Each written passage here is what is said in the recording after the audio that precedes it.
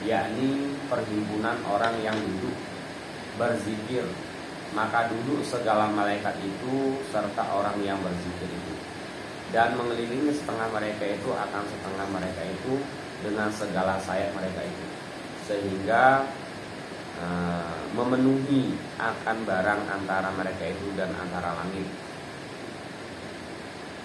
Jadi Allah menciptakan beberapa malaikat, yang malaikat ini ditugaskan oleh Allah Subhanahu wa taala untuk keliling-keliling ke dunia ini, untuk melihat di hamparan bumi ini mana kelompok-kelompok orang yang sedang berzikir kepada Allah Subhanahu wa taala. Yang malaikat ini ya, yang jelas sebagian kita sampaikan, banyaknya malaikat yang diperintahkan oleh Allah ini nggak terhingga, karena di sini beberapa ini akan menunjukkan banyak juga, bukan satu dua. Dan disampaikan dalam hadis ini, bahkan malaikat-malaikat itu mengelilingi orang yang sedang berzikir, dan sayap malaikat itu menutupi lingkungan ataupun orang yang sedang berzikir itu. Dan disampaikan juga di sini, yang banyaknya malaikat itu yaitu memenuhi antara mereka itu dan antara langit. Jadi antara orang yang lagi zikir itu malaikat itu memenuhi pun sampai atas langit. Dan antara langit. Maka apabila bercerai-cerai mereka itu, maka naik segala malaikat itu kepada langit. Jadi ketika orang yang berzikir tadi sudah selesai, kembali ke tempatnya masing-masing, aktivitas masing-masing, malaikat tadi kembali ke langit. Wa yas'aluhumullahu azza wa jalla wa huwa a'lamu bihim in aina ji'tum fa yaquluna min 'indi ibadika fil ardi ilah. Artinya, maka bertanya Allah Ta'ala akan mereka itu, padahal ia terlebih tahu dengan kelakuan mereka itu, dari mana kamu datang, maka sembah mereka itu daripada hambamu di dalam bumi.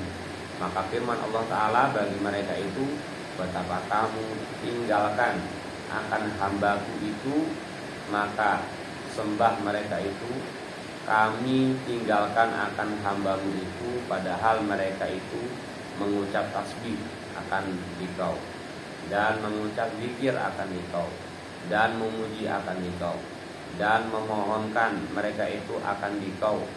Maka firman Allah Ta'ala, apa yang dipohonkan mereka itu akan dapat. Maka sembah mereka itu, memohonkan mereka itu akan surgamu. Maka firman-Nya, adakah melihat mereka itu akan surgaku? Maka sembah mereka itu, tiada, ia melihat akan dia. Hai Tuhanku, maka perkenankan. Maka firman-Nya, betapa lagi jika ia melihat akan surgaku. Yang intinya setelah malaikat tadi ditugaskan oleh Allah mengikuti orang-orang yang berzikir di alam ini, malaikat kembali ke langit. Setelah sampai ke langit, laporan bahwa orang yang melakukan zikir di alam dunia ini sudah bercerai-berai. Lalu Allah bertanya kepada malaikat, apa yang mereka lakukan setelah kamu tinggalkan tadi? Waktu dia kumpul-kumpul tadi, waktu dia zikir tadi, apa yang dilakukan? Lalu kata malaikat, sebenarnya engkau lebih mengetahui atas apa yang mereka perbuat, mereka lakukan. Tetapi mereka meminta ini. Mereka bertasbih, mereka memohon ampun, dan mereka juga meminta surga. Lalu ditanya lagi sama Allah, hai malaikat, apakah mereka tahu bentuknya surga itu seperti apa? Tidak, mereka itu tidak tahu bentuknya, tidak tahu bentuk seperti apa surga itu, nggak tahu.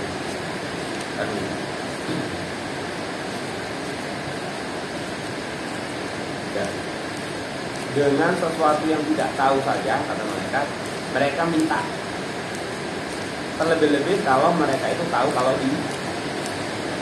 mereka itu tahu seperti apa surga itu, mungkin mereka akan lebih banyak minta lagi akan surga itu. Itu kata malaikat kepada Allah Subhanahu wa taala.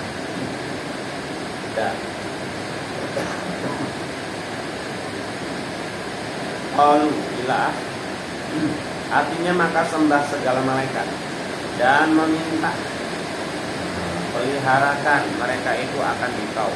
Maka firman Allah Ta'ala, dan daripada apa minta peliharakan mereka itu akan dikau, maka sembah mereka itu minta peliharakan mereka itu daripada api neraka. Maka firman-Nya, adakah ia melihat akan neraka api? Maka sembah mereka itu tiada melihat mereka itu akan dia.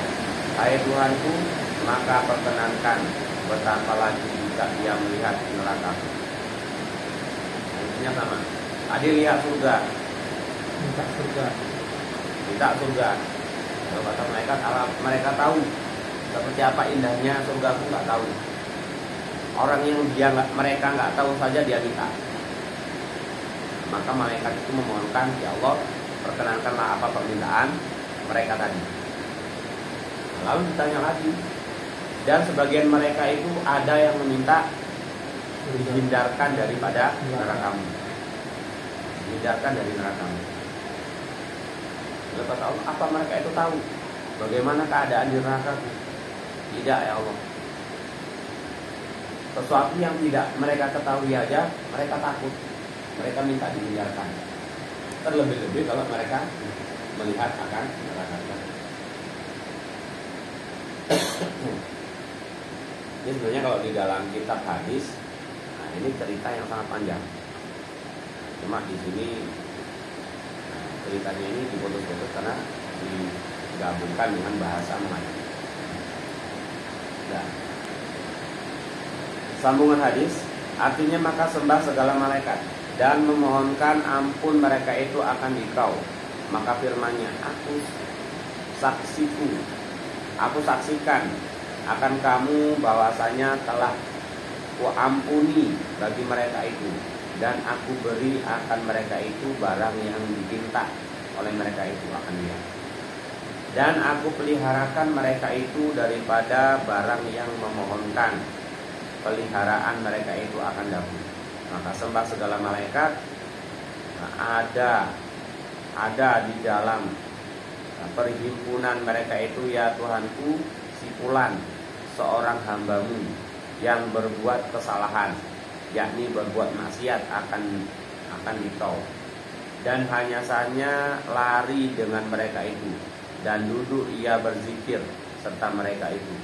Maka firman Allah Ta'ala, dan ia pula telah kuampuni bagi mereka itu, karena mereka itu kaum yang tiada dapat celaka dengan mereka itu akan orang yang seperti dudukkan dengan mereka itu, dan disebutkan oleh yang artinya, yang ringkasnya. Jadi singkatnya, segala hal yang dilakukan ketika kita menghadiri majelis zikir. Kita menghadiri majelis zikir. Jadi intinya sebesar apapun dosa yang kita bawa ketika kita menghadiri majelis zikir itu, yang disampaikan di sini.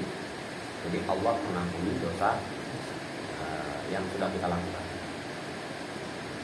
Ini secara nggak langsung ini dalam fadilah zikir ini mengajarkan kepada kita untuk membiasakan menghadiri majelis. Nah, fadilahnya sangat besar.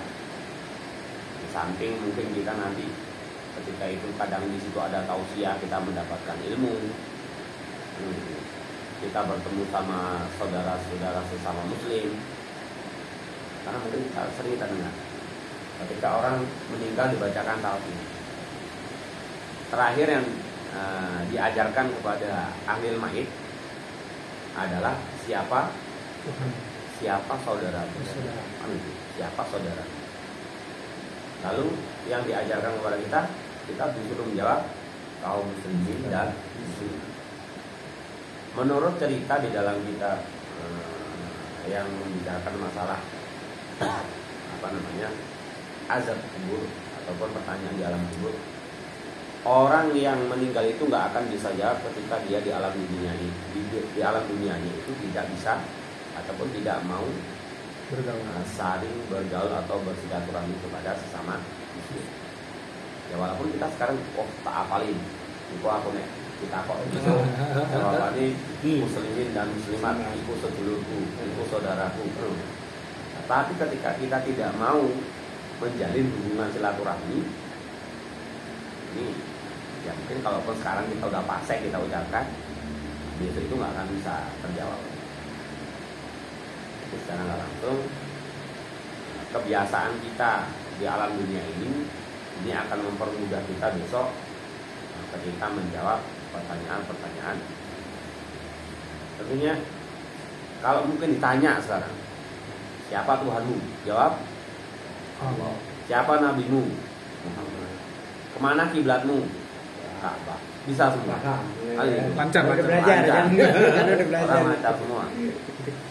Cuman di dalam kitab yang pernah saya baca itu tidak akan terjawab. Dia tidak akan menjawab bahwa Tuhannya adalah Allah ketika tidak benar tauhidnya, tidak benar syahadatnya. Jadi awal daripada tauhid adalah syahadat.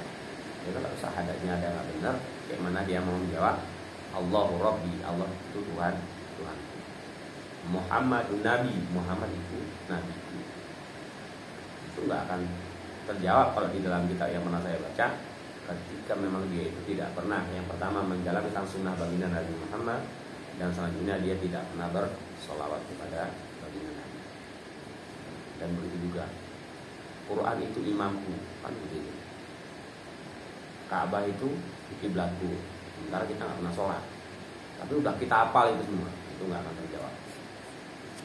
Yang intinya, hendaknya ketika kita ingin dimudahkan ketika persoalan di alam kubur, maka amal ataupun ibadah yang diwajibkan oleh Allah Subhanahu wa taala kepada kita ini hendaknya jangan kita tinggalkan.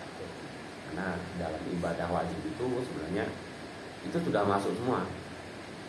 Contoh sholat. Di dalam sholat itu sudah jelas kita menghadap kiblat, Ka'bah yang kita hadap, kan gitu. Di dalam sholat itu juga ada kita mengakui bahwa yang kita sembah adalah Allah. Di dalam sholat itu juga kita meyakini bahwa Muhammad Rasulullah, karena itu ada sholawat. Secara nggak langsung, nah kalau kita sholatnya berjamaah, ya udah pasti kita di situ kumpul dengan kaum muslimin saudara-saudara. Sebenarnya kalau kita melakukan kewajiban yang dibebankan kepada kita, ini insya Allah semua itu bisa terjawab.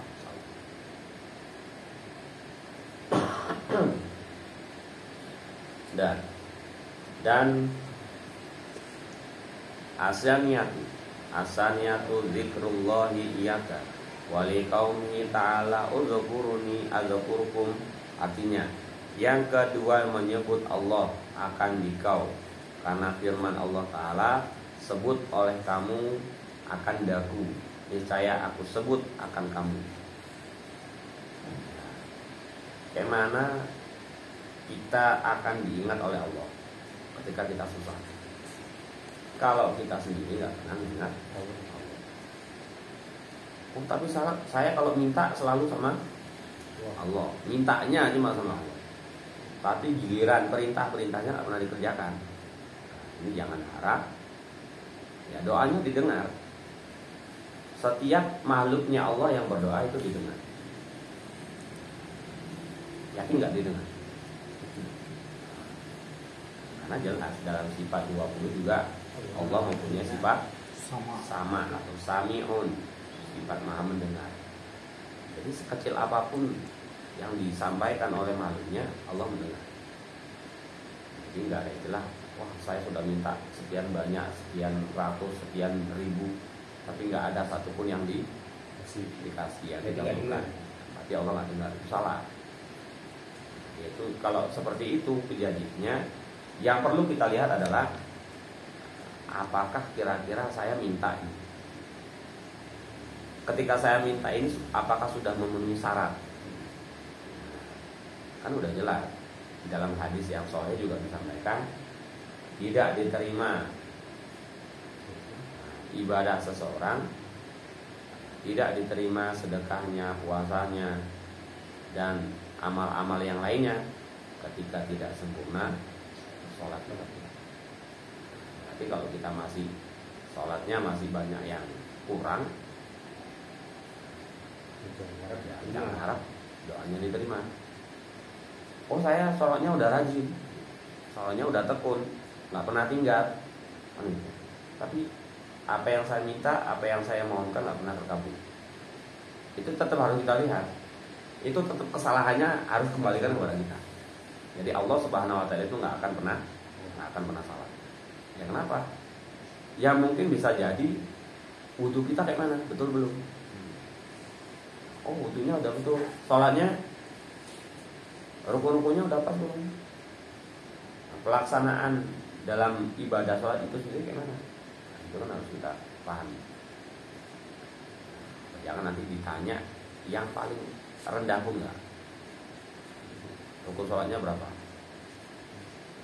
Sunnah-sunnah dalam sholat itu berapa? Kira-kira bisa membedakan antara rukun sama sunnah dalam sholat atau enggak? Mana yang rukun, mana yang sunnah hayat, mana yang sunnah abad? Nggak ada yang hafal, nggak ada yang tahu. Rukun semua nih. Nah, jadi permasalahan ketika kita mohon kepada Allah belum dikabulkan. Jadi ini permasalahannya masih ada pada kita. Yang intinya ya kekurangan itu harus kita tutupi dengan cara kita belajar.